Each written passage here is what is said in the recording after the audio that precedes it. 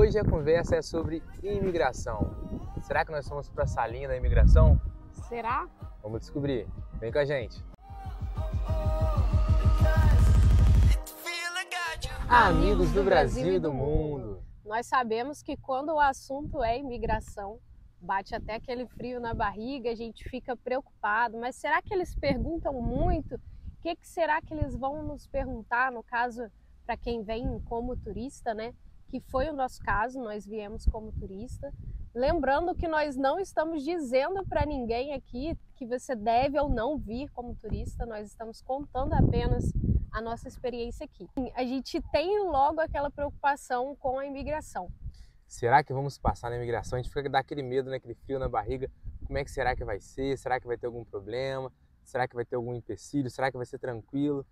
E hoje a gente vai compartilhar um pouquinho da nossa experiência com vocês. O medo também de ir para a salinha, né? Nossa, será que eu vou para a salinha, ficar lá horas e horas? Na nossa vez, muitas pessoas foram separadas para ir para a salinha da imigração.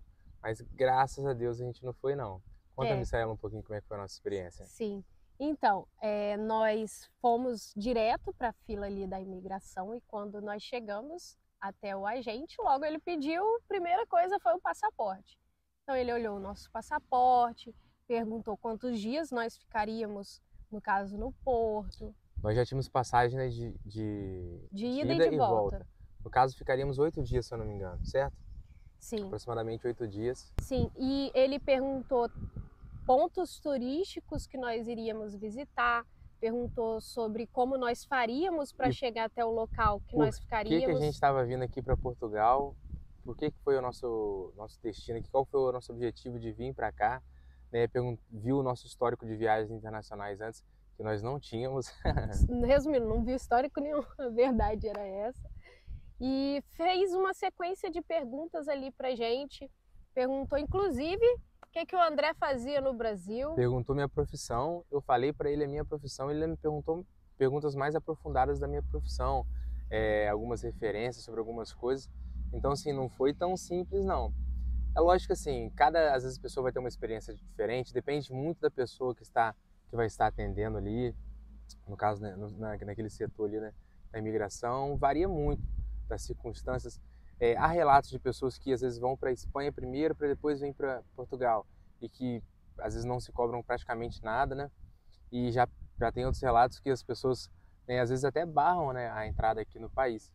Então, assim, a nossa experiência, ela foi assim, recebemos muitas perguntas, a gente teve que estar bem preparado, né, Misaela?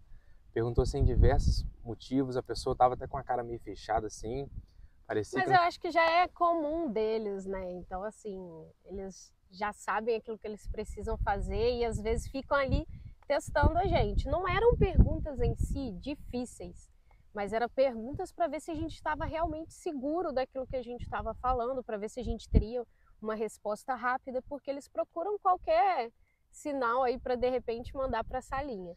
Pediu para ver a nossa reserva, né, onde ficaríamos, e perguntou como é que a gente faria para chegar até lá, porque a nossa reserva estava em Vila Nova de Gaia, né, que é uma cidade ao lado do porto. Vale ressaltar que nós descemos em Lisboa, então se nós descemos em Lisboa, nós ainda teríamos que fazer um percurso para a cidade de Vila Nova de Gaia, e ele quis saber como que nós faríamos esse percurso, né? Que tipo de transporte, em que estação nós pegaríamos, né, esse transporte.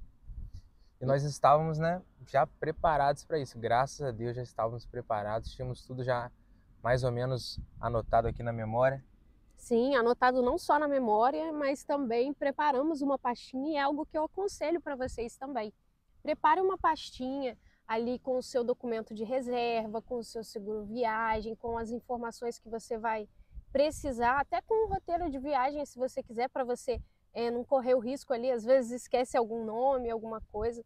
Então é importante você estar bem preparado. Mas também é muito importante você tomar cuidado com os documentos que você traz.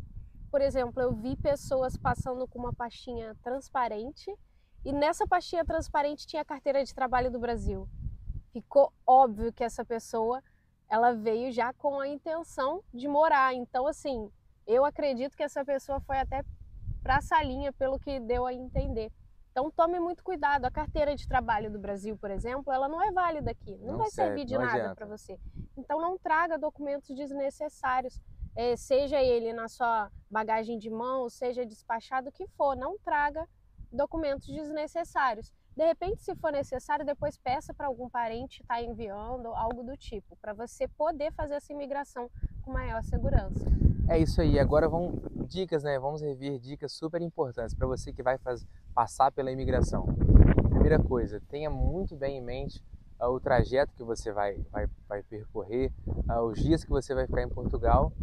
Então, vamos supor, eu vou ficar, tem a passagem de ida e volta já comprada, porque eles olham muito isso. Na maioria dos casos, eles sempre olham esse quesito, né? Se você já tem a passagem de volta comprada. A segunda coisa que eles perguntaram pra gente sim, depois sim. de pedir o passaporte, na verdade. Tenha isso em mãos. E um exemplo, no nosso caso, se você ficar 8 dias, como foi mais ou menos no nosso caso, a sua passagem, tenha já a hospedagem da onde você vai ficar, já um voucher, né, que chama, uma reserva já em papel, para comprovar que você tem já um lugar reservado para você, que já foi pago, que você tem um local para ficar. Durante esses 8 dias, é sempre importante você respeitar o tempo da sua passagem. Vamos supor, se você tiver uma hospedagem ali para 30 dias e a sua passagem de volta é depois de uma semana, convenhamos que é suspeito. Eles vão ver que tem alguma coisa errada. E assim, mais uma dica também, né? Tente, como a Misaela já falou, tente ver pontos turísticos locais para conhecer, porque há relatos de pessoas, né, que quando são interrogadas sobre isso ou perguntadas sobre isso, ficam sem saber o que falar. De cara, eles já percebem. Na nossa vez, quando passamos pela imigração, ele nos perguntou diversos assuntos e um deles foi isso, quais lugares a gente ia conhecer. Então, se a gente não tivesse algo em mente, ou então se falássemos um exemplo, eu vou conhecer um museu marítimo de Ilhavo, mas espera aí, vocês não vão para Gaia, que é próximo ao porto? Como que vocês vão conhecer o museu marítimo de Ilhavo? Vamos no estádio do Benfica, mas espera aí, a hospedagem de vocês está lá perto do porto, o Benfica fica aqui em Lisboa. Então tem todas essas questões, se prepare bem, trace uma rota, procure conhecer locais turísticos próximos do local que você pretende ir. Isso é muito importante também. E uma rota até que respeite esse tempo de viagem seu. Por exemplo, se você tem uma hospedagem para 15 dias, a sua passagem de volta é daqui a 15 dias, e aí você, vamos supor, só sabe ali falar 3 pontos turísticos, aí às vezes são pontos turísticos, nossa, tá ventando bastante, são pontos turísticos que são assim, um do lado do outro e que dá para você ver em um dia. Então assim, não é que você precisa ter tudo na mente também, você pode citar alguns que você se recordar na mente, mas é importante você ter até um roteiro em mãos escrito, planejado de como vai ser esse tipo de viagem, porque a gente tem que seguir uma lógica. É isso que é mais importante no processo de imigração, você seguir uma lógica. Então assim, não tem lógica uma pessoa montar um roteiro para 3 dias, sendo que ela vai ficar um mês, entendeu? Então a gente tem que respeitar muito essa questão da lógica também. Isso aí, venha preparado. Então venha bem preparado, não venha despreparado, não venha de qualquer forma. Porque você pode, né, pegar uma pessoa ali que não vai cobrar muita coisa, mas como foi no nosso caso, pode sim pegar uma pessoa um pouco mais enjoada, um pouco mais difícil ali, que vai querer te cobrar bastante. Inclusive, né, muitas pessoas que vieram ao nosso voo, como a gente já disse aqui, ficaram lá na salinha da imigração, depois acabou que a gente não teve contato mais para saber como foi, né, se todos conseguiram passar depois, se alguma não. Acabou que a gente não teve esse contato depois.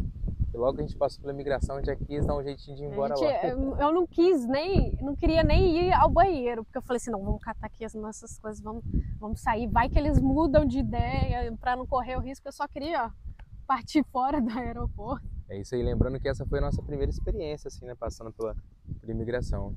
Não só passando pela imigração, mas assim, a nossa primeira experiência com viagem de avião, viagem internacional, a gente não tinha muito esse costume, né? Às vezes quando ia viajar era de carro, era sempre pertinho.